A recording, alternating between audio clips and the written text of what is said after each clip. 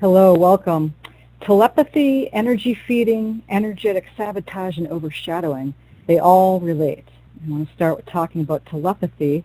Is really simple. We all can read minds. You can kind of read what people are thinking or saying behind the words that they may not be saying. You just know what someone's thinking. You know, it could be a relative or a friend. All of a sudden you start thinking about them, and they start thinking about you. And there's that line in the sky, they say. So that telepathy, where we kind of know what each other is thinking, that knowing without knowing with the brain. The brain doesn't understand any of this, that psychic ability. Humanity has always had that ability for as long as we know. And telepathy could be, just knowing what someone's thinking. The animals know. I mean, dogs do. Sometimes we'll start getting more into this, but my dog will be like, hey, it's time to go outside, and then he pushes me out the door, and I'm not ready, and I feel this energy from him. Just go, go, go. Because animals, again, they're very psychically connected to the human. So then it could be, before gunpowder was invented, during wartime, we psychically attacked each other. So there was psychic warfare, was the very first type of warfare. It's not like it stopped when the gunpowder was invented and we developed guns and bombs. Humanity does that. We do it either knowingly or unknowingly. It could be innocent to the extreme. So it's used, again, it's still used in war. People are hired by militaries to do psychic attacking or remote viewing, which is not attacking, but still using that psychic ability. So this stuff is known. It's just not talked about, that telepathy. And, that telepathy can go into people unknowingly. Like, again, they might be doing it, but not having awareness to it. Again, everybody's a saint. We're all loving people. We all have wisdom. We all have something to share with the world. And it depends on your agenda, what's going on. Some of us are doing things unconsciously and energy feeding to gain power of some kind or another. And again, we all have something to share, so you can get wisdom out of that. But there's a feeding going on, but you can't get energy from outside the self.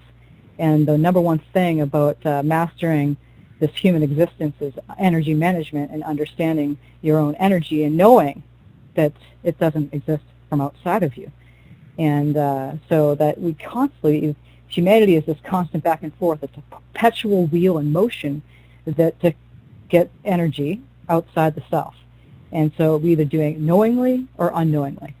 Some people have an agenda. Some people don't even know they're doing it. So there's an unawareness to it. There's people who are considered energetic vampires, where they don't get the blood. They get the energy is equal to the blood. They try to get the energy from you, and you could hang out with them for a little bit and feel like you need to take a nap after. So you could feel really drained and tired from these people. And it always takes two to tango. Again, nothing's happening outside the self. It's happening inside, but something you're attracting that is serving you in some kind of manner, why this person's in your life and how they can do that tango. Until you wake up and realize that you're not doing that anymore and you don't need that, then it goes away, the relationship ends, or it just changes. And then they'll always find plenty of people to do that with. And then some of them know they're doing it. Again, some people know that they have awareness that they're doing it, and then some people unconsciously don't even know. You could say, oh, it's part of their personality or something. It's just the way that they are. And granted, yes, because it's very ingrained in them to set up a position of energetic sabotage. And I'm just going to go gently into this because I don't want to make this video too long. Is energetic sabotage and overshadowing, where they can create a platform in the room and they're on a stage, but you cannot get on that platform. There's no room. It's just room for them. It is a type of narcissism. Narcissistic behaviors, it's a fine line. It's like talking about psychosis and enlightenment. There's such a fine line that narcissism and self-realization. But again, it comes down to 101 of energy management, being aware of where your energy going. Hey, if someone tells me that they are tired around me and they don't feel right or something, there's some kind of friction going on between me and another person, I take that. I'll do something with that. I'll sit with it. I really haven't had it happen. Namaste. And to not have that, to have that nice balance as much as possible between the energies of the other person and me.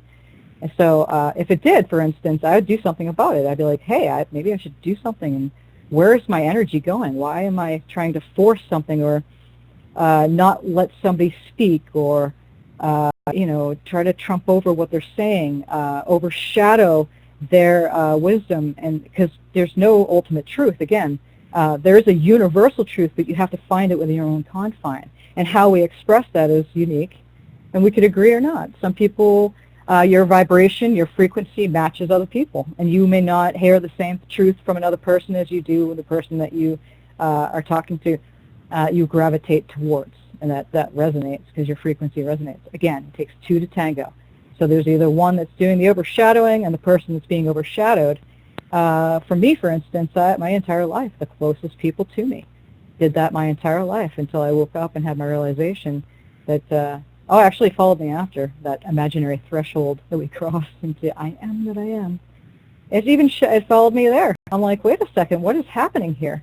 And as soon as you recognize it, there's something within the sphere, it's just going to leave. Once you get it inside yourself, there might be residual remnants left over of relationships, but eventually they'll just go away. And eventually, you'll track that, which your energy is emanating from there.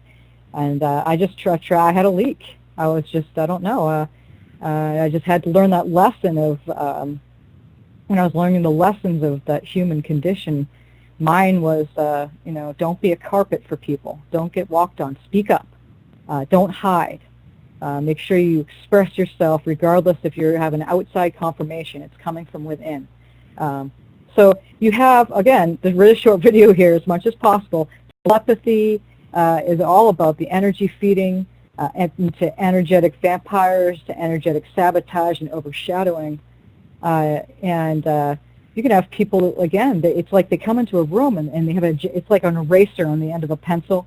They come in and erase everything that's happening.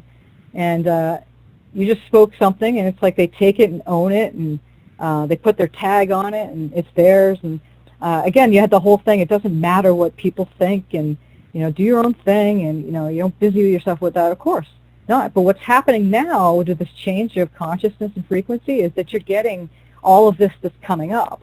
So generally we'd be like, okay, we're just going to go on with our happy little merry selves and do this I am that I am thing and go into embodied enlightenment. But this is the very first time I had someone recently, a very wise person, say, a little birdie whisper say, hey, you don't even have this many embodied masters on the planet before, and it will be friction at first. Things will settle down. But that's what's happening now. And this isn't just about embodied masters and people coming and speaking up in their truths and people coming out and all that. You have the technology, which we created, to be able to do this. That's why. So everybody's a superstar right now. And so you have the camera on you, and you're able to speak your truth and come out. But you have also just, this age-old human condition where you were just walked on by other people. It could have been your relatives, it could have been your colleagues at work, it could have been, your spouse. It's really the other person that sabotage. It's like they sabotage their own energy. And they don't mean it, but again, that's their trip. You step back. Once you realize it, you walk away. There'll be no endings or completion or confirmation or conclusion to any of these relationships. You understand it. You bow, say thank you. If you can't do that, eventually you will. It happened to me. You get past the cloud of yourself going, what did I do wrong, the little me or anything like that. Passes real quick. And then you bow and say namaste, thank you for coming into my life to show me that energy is mine and I don't need somebody over there trumping over my existence. That's the whole thing of being sovereign. I'm of a sovereign domain. So you have a lot of this happening now. It's like, and again, just if you're just a regular Joe, just doing your thing, it's not about the whole yes, I am thing.